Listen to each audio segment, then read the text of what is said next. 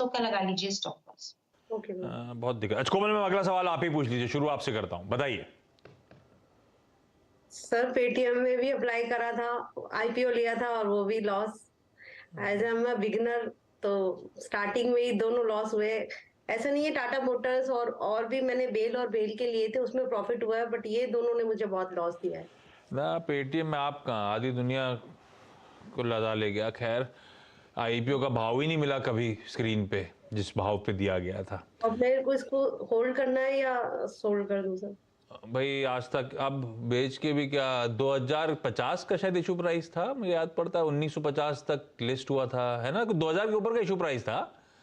जी भाई आज तक क्या करा जाए पेटीएम में। अभी आजकल रह रहे कि कुछ लोग रिजल्ट जो थोड़ा दे रहे हैं उसमें इंटरनल से कुछ हल्का इंप्रूव होते हुए दिख रहे हैं, पर मेरा भाव बहुत दूर है। होल्ड करे रहूं, रखे रहूं, या इससे बेहतर ये पैसा निकाल के कहीं और डालूं, उससे ज्यादा बेहतर रिटर्न कमाने का दमखम क्या करूं पेटीएम में अब। और मेरा ऐसा भी नहीं कि पोर्टफोलियो बहुत बड़ा है तो उसमें इस तरह की न्यू एज कंपनीज पे मैं रिस्क लेके कुछ रख लूं, ये वाला मामला नहीं है मेरे साथ। पेटीएम क्या करूं?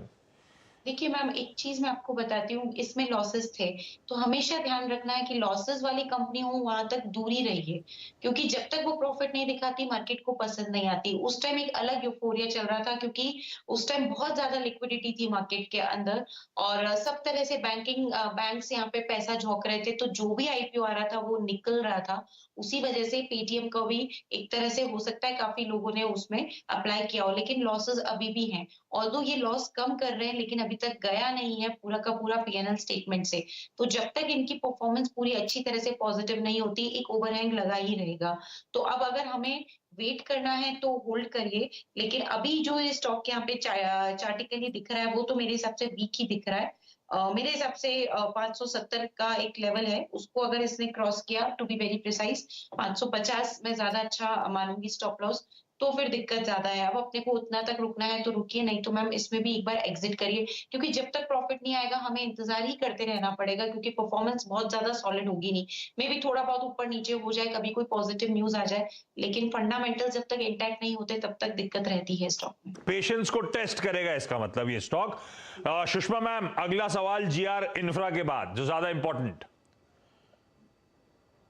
सर मेरे पास जीनस पावर के 2000 शेयर थे, तो मैंने 40 रुपए के रेट में खरीदे थे। हाँ। फिर मैंने उसमें से 1800 शेयर बेच दिए, मैंने प्रॉफिट में बेच दिए 65। फिर हाँ। उसके बाद मेरा क्या हुआ, मैंने 200 शेयर रखे।